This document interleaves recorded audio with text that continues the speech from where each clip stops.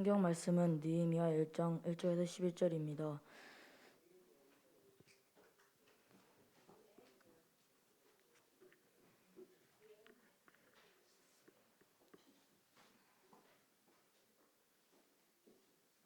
제가 봉독하겠습니다. 하가라의 아들 느헤미야의 말이라. 아닥사스다 왕 제20년 기슬르 월에 내가 수상궁에 있는데 내 형제들 가운데 하나인 하나니가 두어 사람과 함께 유다에서 내게 이르렀기로 내가 그 사로잡힘을 면하고 남아있는 유다와 예루살렘 사람들의 형편을 물은즉 그들이 내게 이르되 사로잡힘을 면하고 남아있는 자들이 그 지방 거기에서 큰 환난을 당하고 능욕을 받으며 예루살렘 성은 허물어지고 성문들은 불탔다 하는지라. 내가 이 말을 듣고 앉아서 울고 수일 동안 슬퍼하며 하늘의 하나님 앞에서 금식하며 기도하여 이르되 하늘의 하나님 여호와 크고 두려우신 하나님이여 주를 사랑하고 주의 계명을 지키는 자에게 언약을 지키시며 긍휼을 베푸시는 주여 간구하나이다. 이제 종이 주의 종들인 이스라엘 자손을 위하여 주야로 기도하오며 우리 이스라엘 자손이 주께 범죄한 죄들을 자복하오니 주는 귀를 기울이시며 눈을 여시사 종의 기도를 들으시옵소서. 나와 내 아버지의 집이 범죄하여 주를 향하여 크게 악을 행하여 주께서 주의 종 모세에게 명령하신 계명과 율례와 규례를 지키지 아니하였나이다. 옛적에 주께서 주의 종 모세에게 명령하여 이르시되 만일 너희가 범죄하면 내가 너희를 여러 나라 가운데서 흩을 것이요 만일 내게로 돌아와 내 계명을 지켜 행하면 너희 쫓긴 자가 하늘 끝에 있을지라도 내가 거기서부터 그들을 모아 내 이름을 두려고 택한 곳에 돌아오게 하리라 하신 말씀을 이제 청하건대 기억하옵소서. 이들은 주께서 일찍이 큰 권능과 강한 손으로 구속하신 주의 종들이요 주의 백성이니이다. 주여 구하오니 귀를 기울이사 주의 종의 기도와 주의 이름을 경외하기를 기뻐하는 종들의 기도를 들으시고 오늘 종이 형통하여 이 사람 앞에서 은혜를 입게 하옵소서 하였나니 그때 내가 왕의 술 관원이 되었느니라. 아멘.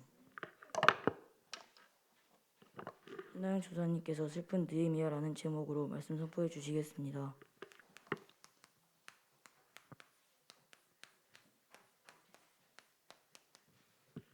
오늘 하나님께 예배에 나온 렘넌트들 모든 성도님들 또 우리 부모님들과 선생님들까지 모두 축복하고 환영합니다. 오늘 좋은 땅에 하나님의 말씀이 심어지면요 하나님께서 하나님 나라의 30배, 60배, 100배의 열매를 맺어주신다고 약속하셨어요. 오늘 하나님의 말씀을 통해서 느헤미야가 왜 슬펐는지 그리고 슬픈 느헤미야가 그냥 슬픔에 주저하지 않고 하나님께서 원하시는 무엇을 했는지 또 우리 렘넌트들이 나는 그럼 슬플 때 또 하나님이 원하시는 것은 무엇인지 오늘 말씀을 통해 확인하는 시간 되길 바래요. 지난주에 나누었던 인물 생각하나요? 누구였죠? 지난주에 누구였죠? 2명이었는데 에스더와 모르드게. 오늘 이 느헤미야도 비슷한 시기 때를 살았어요. 맨 처음 이 나라는요 바사라는 나라였는데요. 바벨론은 무너지고 바사라는 지금으로 따지면 페르시아라는 나라 이 이름이에요. 성경에는 바사라고 기록돼 있어요. 바사 왕의 제일 첫 번째 왕이 이스라엘 백성들을 포로에서 이제 돌아가고 하나님의 전을 지어라 했었죠. 어떤 왕이었죠? 고레스 왕이 바사 왕을 일으켰던 첫 번째 왕이 하나님께서 고레스를 감동시키셔서 그때 바벨론이 뺏어왔던 모든 성전 기구와 그릇들까지 또 예물까지 다 주어가면서 또 이스라엘 백성들은 돌아가라 명령했어요. 그래서 첫 번째 돌아왔던 인물이 수르바벨을 통해서 돌아왔죠. 그래서 첫 번째 1차 기환했다 돌아왔다 해가지고 수르바벨이 이스라엘 백성들이 이끌고 돌아와요. 그리고 그 다음 왕은 다리오 왕이었어요. 그래서 고레스 왕이 명령한 대로 이스라엘 백성들이 이제 성전도 짓고 자기가 원하는 삶을 살고 하나님이 약속하신 언약들을 이뤄가는 하나님의 나라로 세워질 줄 알았죠. 그런데 알고 보니 성전은 어떻게 됐나요? 공사가 제대로 이루어졌나요? 아니요. 성전은 옆에 사람들이 방해한다고 공격을 한다고 지어지지 않고 멈춰 있었어요. 그때 선지자 2명을 통해서 하나님께서 공사를 다시 시작하게 하셨죠. 누구와 누구였죠? 학개와 스가랴를 통해서 성전을 다 건축하게 됐어요. 그래서 그 성전을 무슨 성전? 스룹바벨 성전. 첫 번째 성전은 뭐였죠? 솔로몬 성전. 맞아요. 이게 스룹바벨 성전. 그래서 두 번째 라고 얘기해요. 그래서 수르바벨 성전이 지어졌어요. 이제 아마 이스라엘 백성들은 그 성전에서 하나님을 예배하고 하나님의 언약을 기억하며 하나님이 원하시는 삶을 이제 살아나갈 거예요. 하나님의 나라와 하나님의 백성으로서. 그리고 지난 주간에는 고레스 왕 때 이스라엘로 가지 않은 남아있던 유다인들을 통해서 일어난 일이었어요. 그때 왕을 기억하나요? 아하 수 에로 왕 시대 때 지난주에 남아있던 유대인들을 통해서 하나님을 믿음으로 결단했던 에스더와 모르드게, 그래서 부림절이라는 기념일도 세워지고 하나님의 구원 역사를 기록했던, 이스라엘 백성뿐만 아니라 남아있던 유다인들에게도 하나님이 약속을 이루시는구나 확인했던 시간이었어요. 오늘은 느헤미야 말씀인데요. 우리가 작년 그리고 올해 초에 말씀 캠프 했던 거 혹시 생각나나요? 그때 왕은 아닥사스다 왕이었어요. 느헤미야도요. 오늘 그 바사 제국에 돌아오게 하리라 하신 말씀을 이제 청하건대 기억하옵소서. 이들은 주께서 일찍이 큰 권능과 강한 손으로 구속하신 주의 종들이요 주의 백성이니이다. 주여 구하오니 귀를 기울이사 종의 기도와 주의 이름을 경외하기를 기뻐하는 종들의 기도를 들으시고 오늘 종이 형통하여 이 사람들 앞에서 은혜를 입게 하옵소서 하였나니 그때에 내가 왕의 술 관원이 되었느니라. 하나님께서 약속하셨던, 모세에게 약속하셨던, 우리 조상들에게 약속하셨던 그 하나님께서 언약을 이루어 주옵소서. 우리가 만약에 하나님의 언약을 지키지 아니하면 우리가 회파되고 능욕받고 우리를 고통당하게 하셨던 거 하나님께서 약속하셨죠. 그런데 우리가 다시 하나님께로 돌이키면 하나님께서 다시 우리를 살리시고 구원하시겠다고 약속하셨죠. 주님 하나님께서 하신 약속을 이루어 주옵소서. 기도해요. 느헤미야는 이때 왕의 술 관원이 되었다고 얘기해요. 이때 왕의 술 관원은 얼마나 중요한 인물이었냐면요. 에스더가 왕에게 나아갈 때도 어떻게 돼요? 아무리 왕후라고 해도 나아가면 어때요? 무슨 법이 있었다고 했죠? 죽는 법이 있었다고 했어요. 이때 당시는 왜 죽였을까요? 뭐 할까봐? 왕을 죽일까봐. 왕을 살해하고 내가 왕이 되거나 반역을 일으키거나 음모를 깨하거나 그런 일들이 많았어요. 그러면 왕이 술 관원에게 엄청 좋은 것은 뭘까요? 술에다 뭐를 탈까요? 약을 타요. 그러면 왕이 어떻게 되죠? 그렇죠. 죽는 거예요. 그러면 내가 누가 될 수 있어요? 왕이 될 수 있는 거예요. 그러면 이 왕의 술 관원은 왕에게 엄청나게 믿음직한 사람이었어야 돼요. 이 사람이 주는 것은 이 사람이 나에게 독을 탔지 않았구나 확신할 수 있었어야 돼요.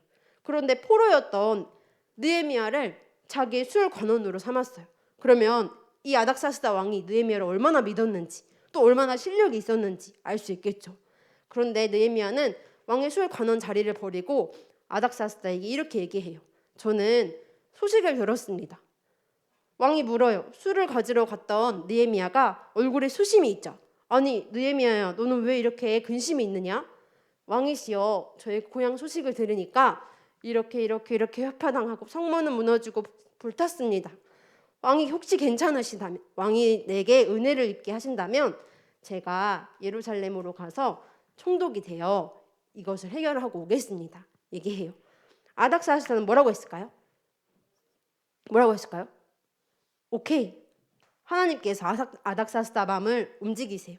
그리고 느헤미야는 하나님께 그때도 기도해요. 아닥사스다가 물었을 때 하늘의 하나님께 묵도하여 이르되 얘기해요. 하나님이 만약에 우리에게 은혜를 입게 하신다면 내가 예루살렘으로 가서 성벽을 짓겠습니다. 이렇게 어려움 당하고 있는 문제들을 해결하고 오겠습니다.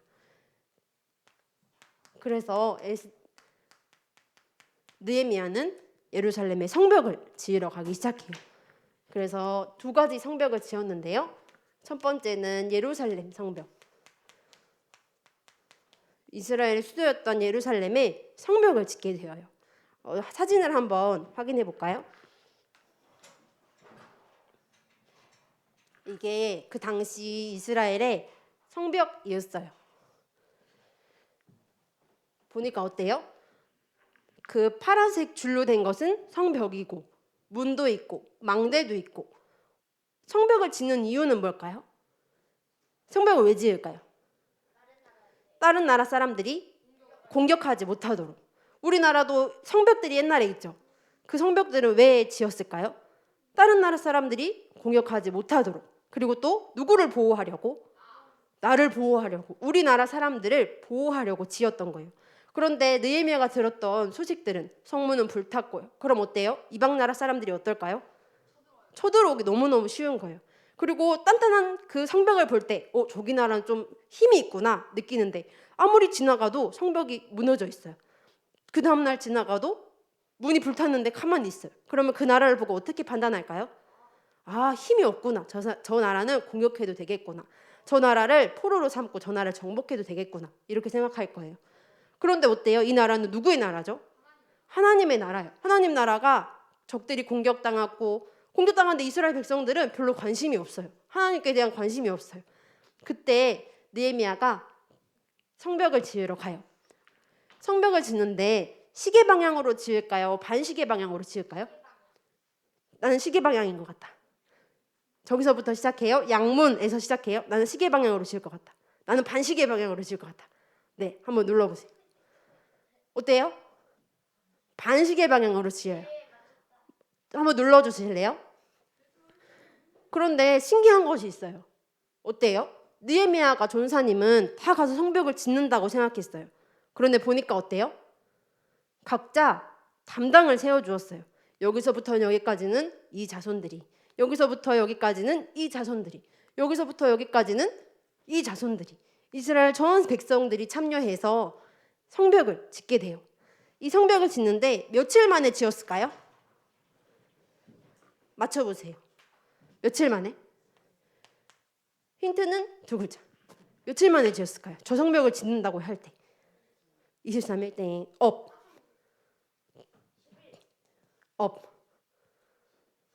30일 업. 40일 업. 다운. 65 다운. 60 다운. 55 다운. 50 업. 51 업. 52일 만에. 52일 만에 지을 수 있는 성벽이었어요. 그런데 이스라엘 백성들 어때요? 관심도 없고 우리 집이 불타고 우리 문이 다 무너졌는데도 별로 없었어요. 그때 슬픔을 알았던 느헤미야가 하나님께 기도하고 예루살렘 성전을 짓는데 자기가 다 나서서 짓는 것이 아니라 이스라엘 백성들에게 담당을 맡겨줘요. 너는 여기서부터 여기까지, 너는 여기서부터 여기까지. 그래서 모든 사람들이 성벽을 다 참여하게 해요. 그래서 적들의 공격을 막고 우리나라 사람들을 보호하도록. 그리고 제일 중요한 것은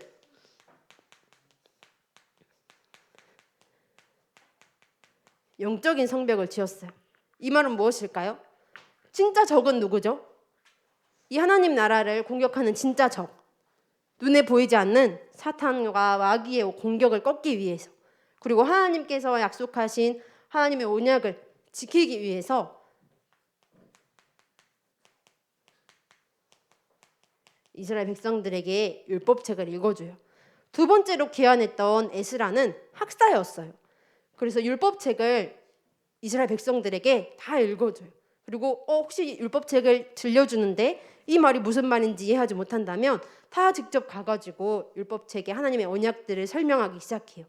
이건 하나님의 말씀을 의미해요. 하나님의 말씀이 무엇이라고 얘기하는지, 하나님의 언약은 무엇인지 다 설명하고 영적인 성벽을 다시 쌓기 시작했어요.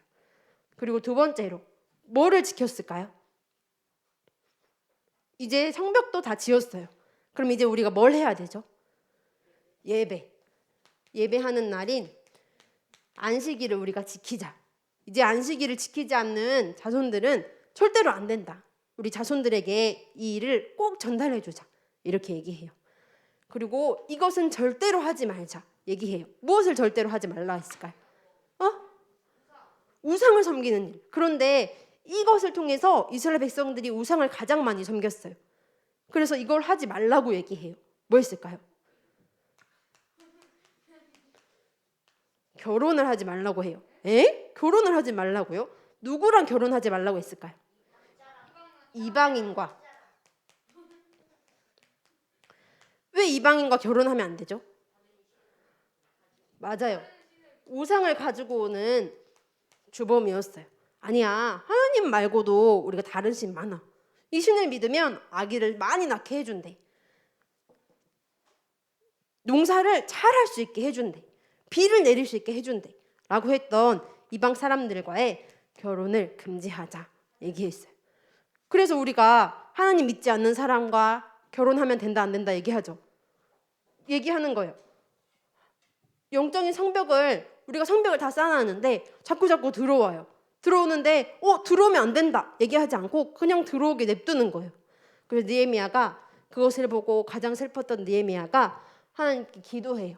그리고 언약을 딱 잡고요. 그러면 기도하고 끝내는 것이 아니라 왕이시여 제가 그곳에 성벽을 지으러 가겠습니다 얘기해요. 그리고 정말 예루살렘 성벽을 이스라엘 백성들에게 담당시켜서 52일 만에 지었어요. 그리고 그것으로 끝내지 않고 우리가 영적인 것을 지어서 사단과 마귀의 원수에 우리 절대로 이제 속지 않자. 또 하나님께서 약속하신 하나님의 언약들을 우리 후대들에게 또 전달해 주자. 이스라엘 백성들에게 이렇게 얘기해요. 그러면 우리는 이제 어떻게 우리의 성벽을 지어야 될까요?